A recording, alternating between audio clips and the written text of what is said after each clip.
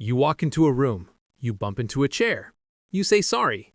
You ask a question in a meeting. You say sorry to interrupt.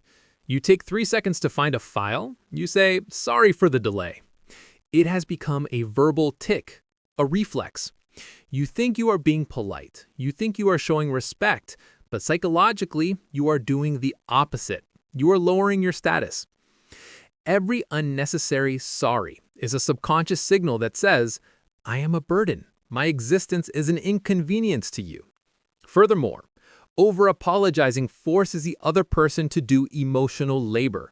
When you apologize for something trivial, you force them to comfort you. You force them to say, it's okay, don't worry about it. You aren't being nice, you are being exhausting. Confidence is linguistic. The words you choose structure your reality. Today on Human Glitch, we are deleting sorry from your vocabulary and replacing it with 5 psychological reframes that build respect instead of pity. Why do we do this? Evolutionary psychology calls this an appeasement signal. In a tribe, if you fear aggression, you make yourself small. You apologize to signal that you are not a threat. Research suggests this is more common in women and agreeable personalities. A study in the journal Psychological Science found that over-apologizers have a lower threshold for what they consider offensive. You apologize because you assume you have done something wrong, even when you haven't. But in the modern world, this survival instinct backfires. It creates a confidence gap. If you apologize for your presence, people will treat your presence as a mistake. It is time to flip the script. The solution is not to just stop speaking. The solution is to swap the internal gear from apology, internal focus, to gratitude, external focus. Reframe number 1, the thank you swap. Let's say you are 10 minutes late. Your instinct is to say, so sorry I'm late. This puts the focus on your failure. It makes the other person think about how annoying you are.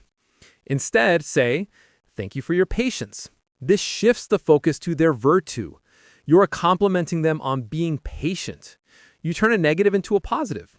You are not a screw-up, you are grateful, and people love being thanked. Same applies to emotional venting. Don't say, sorry for rambling, or sorry for being a mess. Say, thank you for listening. It validates their friendship instead of highlighting your insecurity. Reframe number 2, unfortunately. This is the power word for setting boundaries.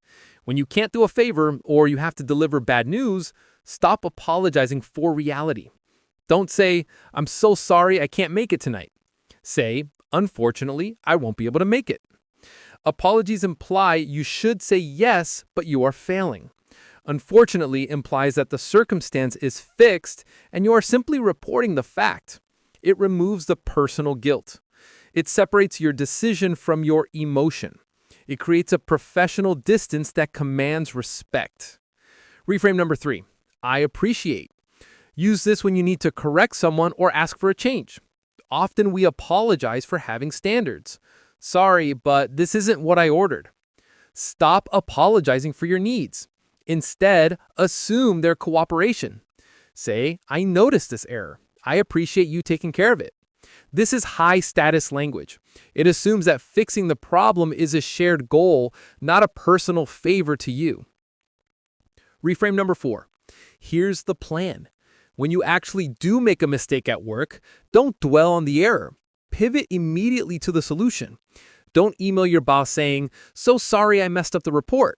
Say, I caught an error in the report. Here's the updated version and how I will prevent it next time.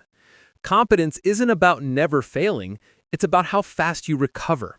Apologies look backwards. Solutions look forward. Reframe number 5. I have a different perspective. Never apologize for an opinion. If you disagree in a meeting, don't say, sorry to play devil's advocate. Say, I have a different perspective. Your thoughts are valid data points, not interruptions. Now, a disclaimer. Does this mean you should become a narcissist who never apologizes? No. Keep sorry for when it matters. Use it when you have genuinely hurt someone's feelings or caused real damage. When you stop saying sorry for existing, your actual apologies gain value. They become gold instead of pennies. This is human glitch. Stop apologizing for taking up space. You belong here. Click the next video and subscribe for more confidence.